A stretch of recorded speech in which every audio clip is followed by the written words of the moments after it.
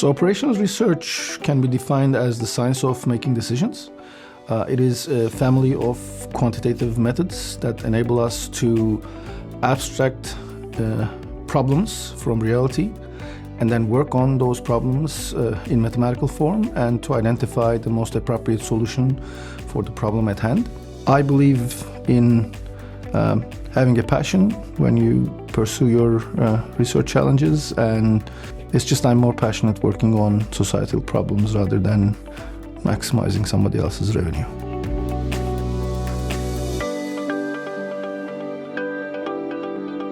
Our research on the use of real-time location systems in a hospital was based on the fact that we wanted to follow care providers and collect data in a hospital setting, particularly in inpatient wards. Now, the important issue is that in emergency department things happen in the order of minutes, but that nothing will happen for a couple days, and so the classical method of putting an observer there to collect data would not work. So this is why we used the latest technology systems in tracking people indoors that gave us data about the nurses' activities in terms of how much time they spend with the patients, for example.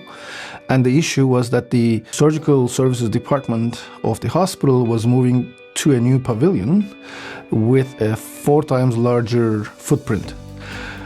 And so therefore, the assignment of patients to nurses became an important issue, because if you don't do that carefully, there's a possibility that the nurses spend more time walking than provide care to patients. We have run some analysis in terms of the improvement. That was a 40% increase in the direct care time the nurses could allocate under the improved nurse-patient assignment. The problem that we looked at was a collaboration with the Ministry of Health in Quebec, and that involved the subsidy program that they were establishing for preventive breast cancer screening. At the time, there were already 40 imaging centers in Montreal, most of which were private. There was an issue of recruiting these centers to the program, and they already knew that there wasn't sufficient demand to recruit all 40 of them to the program. So the ministry wanted to know which centers they should be recruiting, and their objective was to maximize the number of women who would participate to the breast cancer screening every other year, women ages of 50 to 69, so that they can catch early breast cancer episodes. We approached the problem using operational research. We worked with them to identify 20 out of 40 centers who would be recruited for their program, and they actually approached them and recruited 18 of the 20 that we recommended, and they captured a 50% participation rate. I think that's one of the better studies that we have done in terms of having a real-life impact.